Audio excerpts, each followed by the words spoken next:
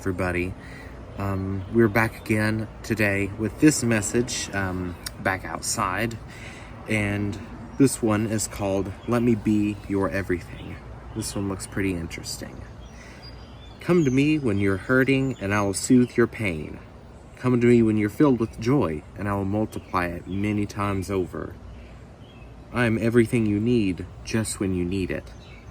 Television personalities, books, and magazines tell you to watch this, read this, and all your problems will be fixed. That's called capitalism. You can do this, they say. Be confident, be strong, do it all on your own. You put yourself first. But all of this is a trick by the evil one to keep you away from me.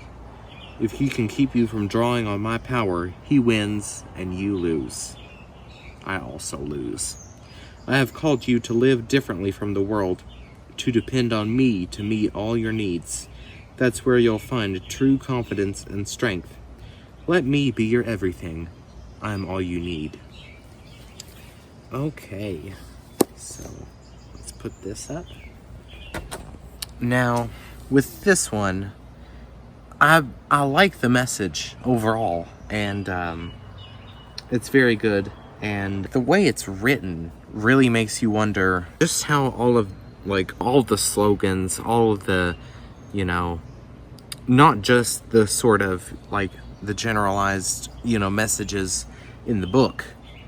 And they're kind of like the overall themes of today's media, which is a good representation overall just of a self-reliance mindset, the mindset of America, basically. And the interesting thing is when, how the book described how all of it kind of buys into the idea that you don't really need anyone but yourself.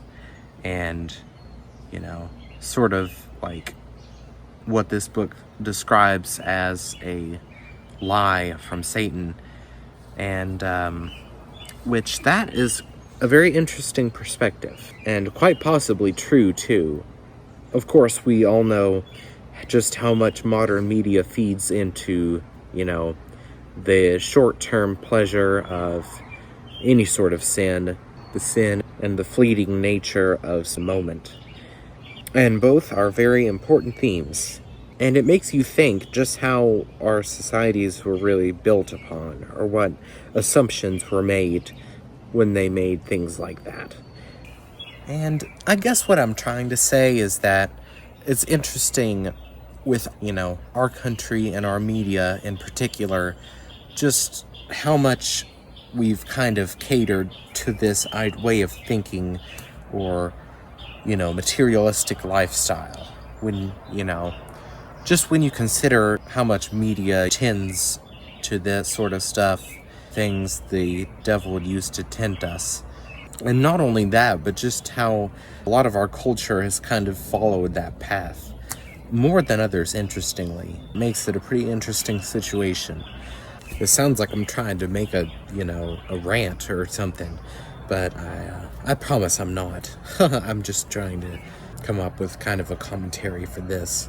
When you have kind of like a capitalist mindset, of course, you're just trying to sell your product, right? The products aren't designed as they're advertised, to make your life awfully better. But in reality, it could just be a bunch of companies just trying to make a quick buck, which could be considered just a deceptive, almost devilish way to do it. And, most of us who have dealt with big-time companies probably know that too, all too well.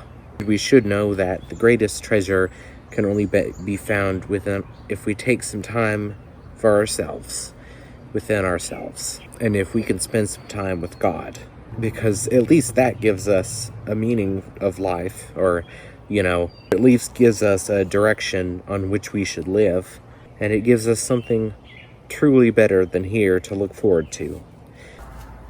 Although this is a point, referenced quite a few times in the Bible by, certain ways and certain metaphors.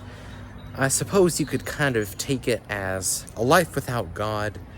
It's like a more easy or complacent way of life, but with a cost. because it's filled with conveniences, you know, because if you don't believe God exists, and, you know, which would technically mean, and assuming you didn't believe in another morality-based religion like Buddhism or something, you would be inclined to probably just do whatever you want with no real care about sin. You just give into whatever the world offers you. Huh.